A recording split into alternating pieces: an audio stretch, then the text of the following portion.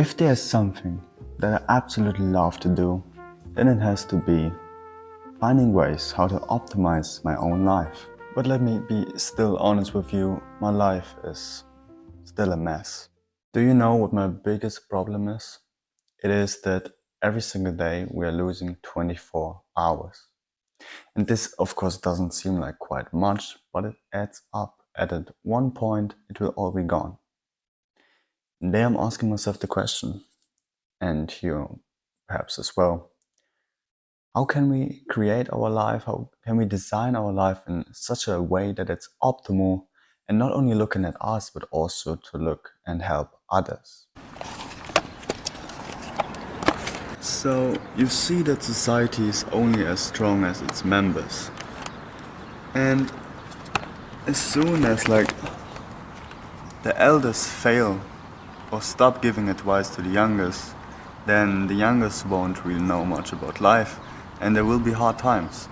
So if we can give advice to others, we should do it and help the next generation grow as much as we possibly can. And this is now also our first metric point, how to determine a good life. A good and optimal life is, from my perspective, quite objectively also, it is always about growth. Growth about oneself, about one's skills, abilities, about your body and mentality, but also about helping others. So what is the optimal life, hence? It means to determine your time to yourself in a creative, non-destructive manner, of course.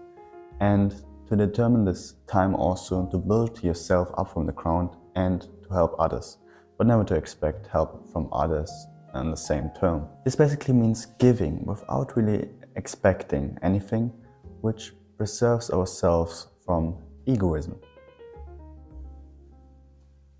What I was basically then looking for was a key example that is somewhat doing the same things that I want to achieve and that I'm not quite able to achieve and can look at.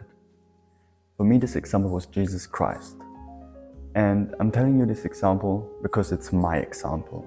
And I'm not saying that this is your example. Because for me, Jesus Christ served others, helped others, and also took time for himself to become more aware of himself and become closer to God. And for you, this example can be basically anyone else, anyone that you personally would think this person is representing what you want to achieve in life in a manner that you are not yet able to do it. But therefore, you need to be clear, what do I want to achieve in life? This is something that I cannot tell you, but this is something that you need to know. All of this, of course, sounds very good. And I love words, and I guess you like words as well. But words are nothing without action, and action is the key word. Without acting on what we now have decided, we know now what the optimal life is, and we, for example, have a key example here. We need to act based on all of this. Action is the power that drives us forwards, but there are still limiting blockages that we have, perhaps in our mind. The three biggest lies I always told myself, and I'm sometimes still telling myself, is that I will do it tomorrow. Who cares if I do it? I will not succeed, or no one will care what I'm doing. And now the question might pop up in your head, why? Because every single day you do not act, someone else will act, and then you, your peers, your family, your future kids will most definitely feel the consequences of your inaction or your action. It depends on you. And this might be depending on your living standard, your living conditions. It will have different consequences, but still depending on yourself. Now the solution is pick one thing out and do this thing that is beneficial for your goal in your mind. Do it every day for 15 minutes at least.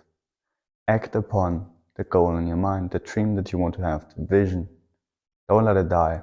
Don't let it just be in the space and never manifest it. Go chase your dreams and see you at the top.